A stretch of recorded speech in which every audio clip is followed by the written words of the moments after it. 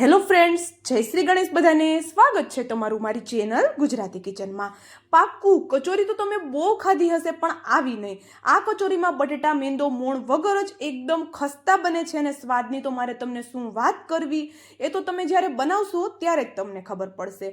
હા, પણ એટલું ચોક્કસ કહી શકું છું કે હવેથી આ કચોરી તમારી ઘરે બધાની ફેવરિટ રેસીપીના લિસ્ટમાં આવવાની છે. અને તમને થતું હશે કે કિંજલ દાળનો યુઝ કરે છે તો સ્ટફિંગ દાળનું બનાવવાની છે, તો બિલકુલ ખોટું છે. સ્ટફિંગ એકદમ ચટપટું, તીખું, ફ્લેવરફુલ અને નવું જ બનવાનું છે. તો ચાલો જોઈ લઈએ કે કઈ રીતે બનાવવાનું છે. તો એના માટે સૌપ્રથમ આપણે અહીંયા શું કર્યું, મેં અહીંયા 10 થી 15 મિનિટ ઉકળતા ગરમ પાણીમાં 2 મુઠ્ઠી જેટલી ચણાની દાળને પલાળેલી છે. એક તો આ કચોરી બનાવવામાં અગાઉ કોઈ તૈયારી નથી કરવાની, તો તમે આને ગમે ત્યારે બનાવી શકો છો.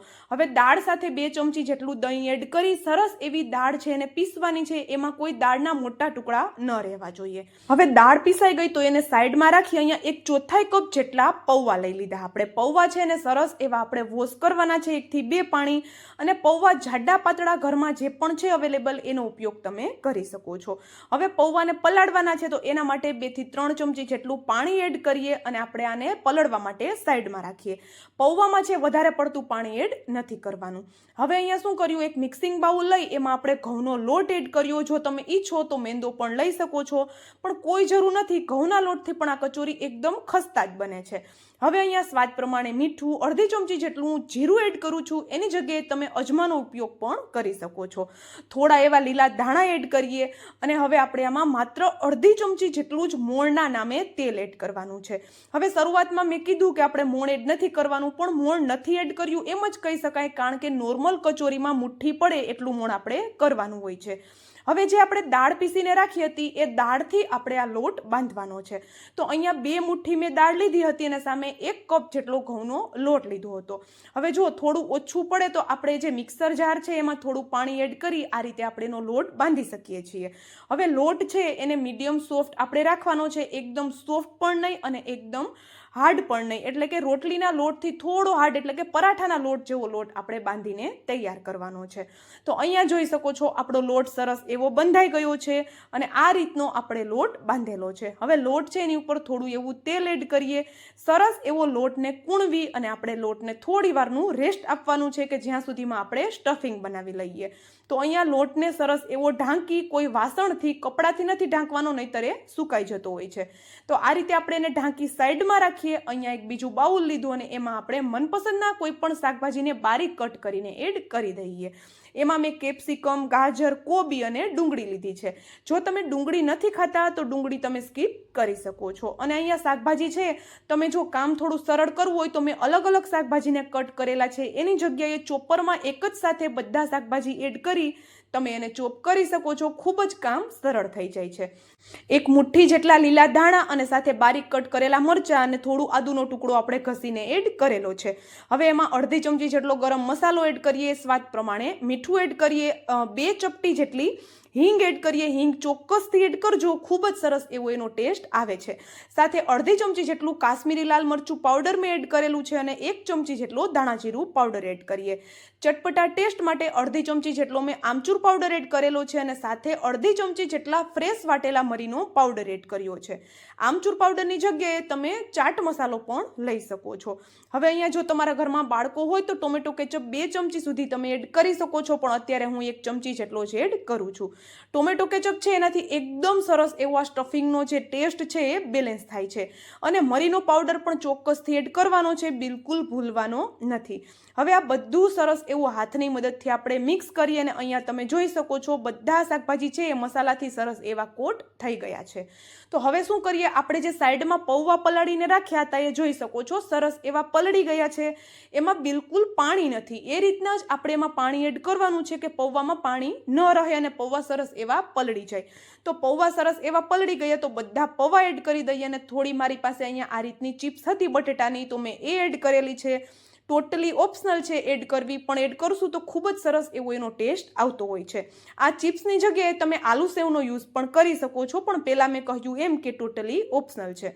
હવે અહીંયા આ રીતે બધું સરસ એવું આપણે મસળી અને મિક્સ કરવાનું છે અને આ સ્ટફિંગ આપણે ત્યારે જ બનાવવાનું છે કે જ્યારે આપણે કચોરી બનાવવાની શરૂઆત કરવાની હોય, નહીંતર શાકભાજી વધારે પ્રમાણમાં છે તો એમાંથી પાણી છૂટવું પડશે.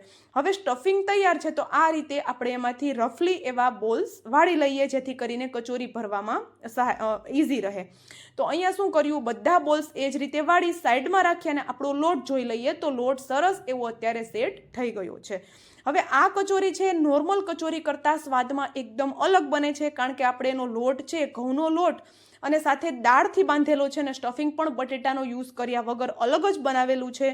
તો તમે પણ જો તીખું ચટપટું અને કંઈક નવું નવું ખાવાના શોખીન છો તો આ કચોરી તો એક વખત ચોક્કસ ટ્રાય કરજો, તમને ખૂબ જ પસંદ આવશે. સાથે ઘઉંના લોટથી બનેલી છે એ વાતની તમને ખબર પણ નહીં પડે. આપણે એ રીતે જ એને તળશું કે એનું ટેક્સચર અને એનો જે ટેસ્ટ છે એકદમ મેંદા જેવો જ આવવાનો છે. તો અહીંયા શું કરશું, આ રીતે આપણે જે રીતે કચોરી આપણે બનાવીએ એ જ રીતે કચોરી આપણે વાળી લેવાની છે, એમાં આપણે કોઈ નવું નથી. તો અહીંયા સરસ એવી કચોરીને વાળી આ રીતે આપણે એને થોડી ચપટી કરવાની છે જેથી કરીને તળવામાં એકદમ સરળતા રહે. તો આ રીતે હથેળીમાં લઈ થોડી આ રીતે ચપટી કરી દઈએ. બધી કચોરી છે એ જ રીતે આપણે બનાવીને તૈયાર કરવાની છે. આસાનીથી કચોરી બની જાય છે. લોટ છે એને વધારે ઢીલો નથી રાખવાનો, બસ એ વાતનું આપણે ધ્યાન રાખશું, નહીંતર કચોરીની જે આઉટર લેયર છે એ વધારે એમાં ડોટ્સ આવશે, વધારે ખસ્તા ક્રિસ્પી નહીં બને. તો અહીંયા લોટ છે આપણે થોડો ટાઈટ જ રાખશું જેથી કરીને આપણી કચોરી પરફેક્ટ બને. ચાલો, કચોરી તો બધી તૈયાર થઈ ગઈ, તો હવે આપણે એને ફ્રાય કરીએ. તો ફ્રાય કરવા માટે અહીંયા તેલ છે કડાઈમાં જોઈ શકો છો ખૂબ ઓછું લીધું છે અને સાથે એમાં મતલબ કે કચોરી એડ કરીએ અને એમાં ખૂબ ઓછા બબલ્સ આવે એટલું તેલ ગરમ હોય ત્યારે આપણે કચોરી એડ કરી દેવાની છે અને એક બેચમાં આવે એના કરતાં વધારે એડ કરવાની છે, કારણ કે કચોરી જેટલી વધારે એડ કરશું એટલું તેલનું ટેમ્પરેચર ડાઉન જશે અને કચોરી છે એકદમ ખસ્તા બનશે, એની આઉટર લેયર પર બિલકુલ ડોટ્સ નહીં આવે. તો જે રીતે આપણે સમોસા તળીએ ને સેમ એ જ રીતે આપણે આ કચોરી તળવાની છે. મતલબ કે મેંદાની જે કચોરી બને છે એ પણ આ જ રીતે તળાતી હોય છે, પણ ઘઉંની કચોરી બને છે મતલબ કે ઘઉંના લોટની, તો થોડું આપણે એને તળવામાં વધારે ધ્યાન દઈશું જેથી કરીને એકદમ એ ખસ્તા બને અને તળાયા પછી પણ ઠંડી થાય ત્યારે પણ એવી જ ક્રિસ્પી બનેલી રહે. તો અહીંયા કચોરીને શું કરવાનું છે, વારંવાર આ રીતે ફેરવતા રહી અને આપણે એને તળવાની છે. બિલકુલ આપણે થોડી વાર માટે મતલબ કે એક સાઈડથી તળાય અને પછી ચેન્જ કરીએ એવું નથી કરવાનું. વારંવાર આપણે એની સાઈડ ચેન્જ કરતી રહેવાની છે જેથી કરીને બધી સાઈડથી એકદમ સરસ એવી એ ખસ્તા થઈ જાય. અને જો મેં તમને નજીકથી એક કચોરી બતાવી, એકદમ સરસ એવી કચોરી ફૂલે છે અને બધી કચોરી એવી જ રીતના ફૂલીને તૈયાર થશે. હવે કચોરી બને છે તો મરચાં કેમ ભૂલી જવાય, તો અહીંયા આપણે મરચાં પણ થોડા ફ્રાય કરી લઈએ અને કચોરી પણ આપણી અહીંયા ફ્રાય થઈને તૈયાર થઈ ગઈ છે. એની આઉટર લેયર તમે જોઈ શકો છો, એક પણ ડોટ્સ એની આઉટર લેયર પર નથી. આપણે એને ઘઉંના લોટથી બનાવી છે છતાં, અને કલર તમે એનો ચેક કરી શકો છો, જોઈને નહીં ખાઈને પણ કોઈને ખબર નહીં પડે કે આમાં ઘઉંના લોટનો યુઝ થયેલો છે. તો રેસીપી જો ગમી હોય તો વિડીયોને લાઇક, શેર અને જો ચેનલ પર નવા છો તો જલ્દીથી ચેનલને સબસ્ક્રાઈબ કરી દેજો. આવા જ નવા એકદમ સરળ એવા અને ઘરની વસ્તુથી બધા આરામથી બનાવી શકે એવા વિડીયો જોવા માટે. અને સાથે મને કોમેન્ટ પણ કરી દેજો કે તમે મારો આ વિડીયો ક્યાંથી જોવો છો જેથી કરીને હું તમને થેન્ક યુ કહી શકું. તો ચાલો, આપણી અહીંયા કચોરી તૈયાર છે. તો ચાલો હવે મળશું આવા જ એક નવા વિડીયો સાથે. ત્યાં સુધી જય શ્રી ગણેશ બધાને and thank you for watching.